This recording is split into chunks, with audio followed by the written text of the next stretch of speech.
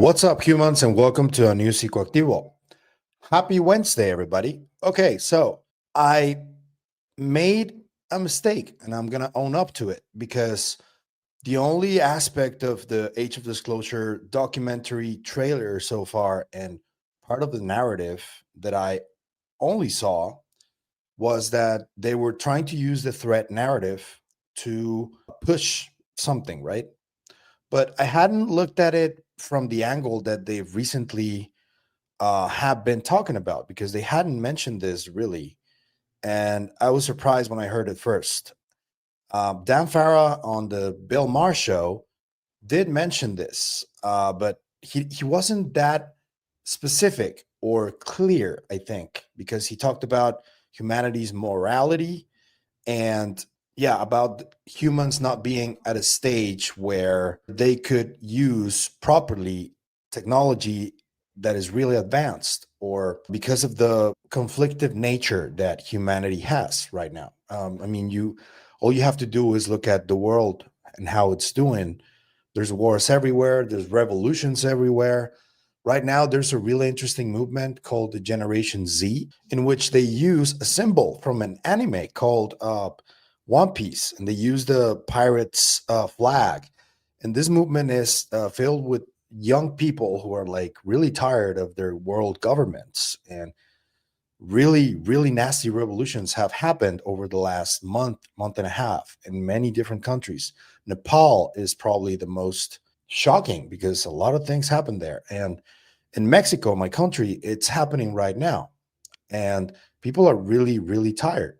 And we're like at a turning point right now because either we take that next step in the evolution of our consciousness, or we just like get a reset and let it all burn.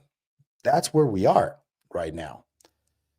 It's really unfortunate. And I think that after hearing what Dan Farah said and what this new sneak peek of the Age of Disclosure documentary says, specifically Dr. Hal Puthoff, I think that they're seeing this as well, and we all understand it. What if it's not just the arms race that is happening between countries, which could be happening for sure?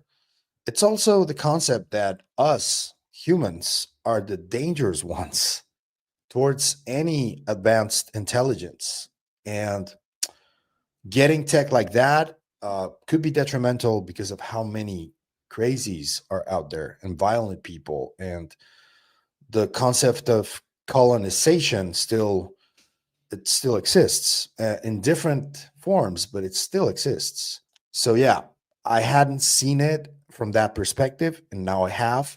So I'm gonna play you this from Dan Farah, and then I'm gonna play you that preview, sneak peek. Here it is. What if that's been the case for a long time, but circumstances have changed? You know, we've evolved technologically very quickly over the last 80 years. Right. But our morals have not really evolved. We're still a violent species. We're still threatening war. We're, still invading sovereign nations. You bring up the point, and I think it's a great one, that I don't think it's a coincidence that we started finding stuff in 1947, right after the dawn of the nuclear age. That's when you have Roswell. They have found crashes. You have people who say... Yeah, people that say Roswell happened and it was real. Well, you have people who say, I saw with my own eyes a alien body. Yeah. Or a spaceship that crashed. Yeah. I think the connection between nuclear weapons and UAP is fascinating. It's one of the most interesting things I learned about making this movie.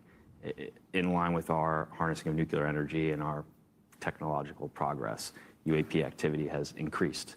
And so, it's safe to assume they're concerned with our progress technologically. Yes, I mean... Yeah, that's where we are. We're about to probably find AGI. Maybe it's already been found and we're just not being told. I often think about the possibility that some AI is already roaming the internet, and it's already pretty advanced, and it's a really scary thought, So yeah, that is what I wanted to show you before I showed you the latest teaser, and this is where they discuss this. I spent 20 years working in the U.S. intelligence community. I've worked on highly classified UAP programs for the government as a senior scientist. We have been discovered by an intelligence from some other part of the universe. They are here. This is real. It's happening now. If I were a species from somewhere else who saw how we were coming up this curve of, atomic energy and nuclear energy, and then began to realize what it takes to do their kind of technologies with warping time and warping space and so on, I could imagine that could be seen as a threat to another species, because they would recognize that, well, it's only a matter of time, and they're going to be doing what we're doing, and then we're going to have to deal with them. So it doesn't surprise me that their highest priority would be to identify what threats they might face and learn everything about them. This pattern of activity seems to me utterly logical. It seems to me to be an extension of the evolutionary process that governs life writ large as we know it, which is self-preservation is number one. Okay. So that's what I failed to see when I was looking at this. And if they're going this route, I got to say, I do agree in this part, because the biggest danger right now is ourselves. Let's face it. We've been self-destructing and fighting each other for millennia. So maybe this is an acid test from reality in general. See how we move along. See if we're worthy of going to the stars, and see if we're worthy of becoming a type 1 civilization, like the Kardashev scale states. And yeah, I can't shake, like I will never shake, that really cool statement from Terence McKenna, who was a prophet when he said this. It's only going to get weirder. The level of contradiction is going to rise excruciatingly, even beyond the excruciating present levels of contradiction. So I think it's just going to get weirder and weirder and weirder, and finally it's going to be so weird that people are going to have to talk about how weird it is. And at that point, novelty theory can come out of the woods, because eventually people are going to say, what the hell is going on? It's just too nuts. It's not enough to say it's nuts. You have to explain why it's so nuts. I look for the invention of artificial life, the cloning of human beings, possible contact with extraterrestrials, possible human immortality, and at the same time, appalling acts of brutality, genocide, race baiting, homophobia, famine, starvation, because the systems which are in place to keep the world sane are utterly inadequate to the forces that have been unleashed. The collapse of the socialist world, the rise of the internet, these are changes so immense, nobody could imagine them ever happening. And now that they have happened, nobody even bothers to mention what a big deal it is. The mushroom said to me once, it said, this is what it's like when a species prepares to depart for the stars. You don't depart for the stars under calm and orderly conditions. It's a fire in a madhouse. And that's what we have, the fire in the madhouse at the end of time. This is what it's like when a species prepares to move on to the next dimension. The entire destiny of all life on the planet is tied up in this. We are not acting for ourselves or from ourselves. We happen to be the point species on a transformation that will affect every living organism on this planet at its conclusion. Things really are getting weirder, and they've been weird. For me, they've been weird pretty much all my life, but there was a really long time when I felt like I was going insane because of the history I have with usage of psychedelics and all the stigma that I grew up in inside my family. There's a lot of stigma towards those things, and there's still a lot of stigma towards any of that. they made sure in the 60s that it persisted, and throughout time there's been. But I think that was a major reason why I initially thought that a lot of the things that I experienced, that I when I did experience them, I couldn't explain them. And the most logical explanation was that I was high. It probably didn't happen. But no, I started doing my research and I realized that there's a lot of people that do the same things. And there are other methods besides psychedelics. Although psychedelics are pretty unique when it comes to reaching those different levels of consciousness. But yeah, you can do meditation, you can do different things that can take you there too, I think. And for the longest time, I thought none of this was real.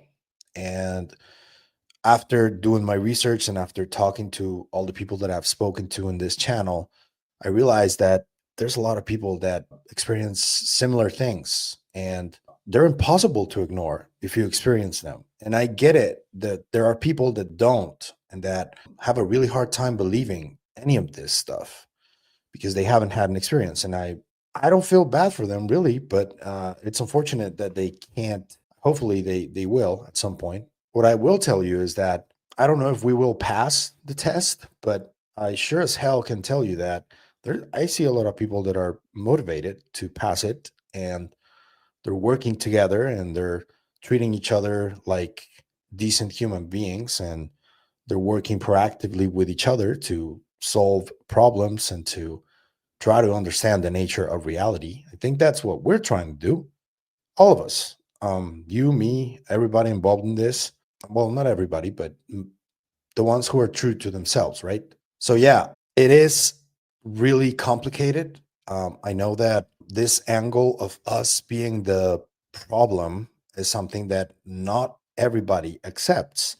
There will be a lot of pushback for the people who think this way. But I do think that, yeah, we are the biggest problem, the biggest hurdle. And at the same time, and paradoxically, we are at the center of all of this, I think, humans, because there are many things that haven't been told to us throughout history, have been hidden from us. And those who know how to seek, what they find is shocking to them because it's really, really crucial stuff that I understand why it's been hidden from the majority for generations. So I don't know where this will lead us, but I think this film is, regardless of what you think of it, regardless of whether you think it's a counterintel operation or whatever you want to say, fact of the matter is that there's a lot of people who are very highly credentialed who are on record talking about really incredible things. And this is reaching the mainstream. And now I have another answer to what they're going to try and tackle. And this part I can completely see. The other part about adversarial sort of attitude, that's the one that I don't subscribe to. You have to talk about it, yeah, but whoever supports that is not worthy of paying attention to, in my opinion. I don't know if you think the same way. Let me know what you think about this concept that they're using for as part of the movie, that we are reaching a point of singularity where we're gonna get access to really wild technology, and maybe they don't want us to because of how primitive most of us are. What do you think about that concept? Let me know in the comments. If you like the content you see, I'm going to ask you to like, share, comment, subscribe, and hit the bell icon. That's all you need to do in order to help us, and it is what helps us the most. So thank you. But if you want to support us in other ways, there's a few links down there you can choose from. You can become a member on YouTube, or you can support us on KGRA. Anything you choose to do is always appreciated, so thank you. That's it for me today on this video, but I'll see you guys in the next one. Remember, stay curious and inquisitive like Dr. Hal Puthoff. Always. Bye.